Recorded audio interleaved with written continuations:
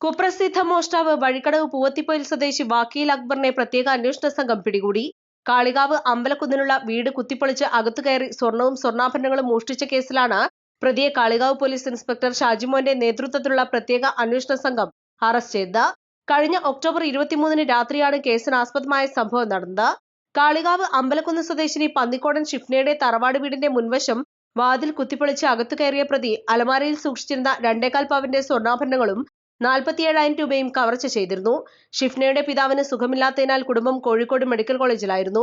തുടർന്ന് Nilambur DYSP V K Vishwambharan നായരുടെ നേതൃത്വത്തിൽ പ്രത്യേക അന്വേഷണ സംഘം രൂപീകരിച്ചിരുന്നു.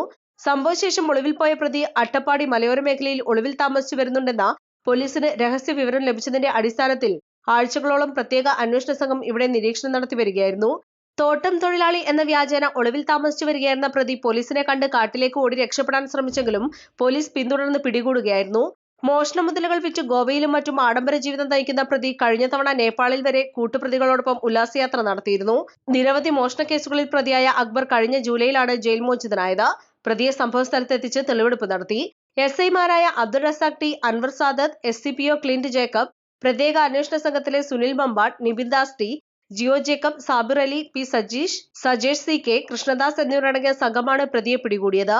East Live, Edakkara.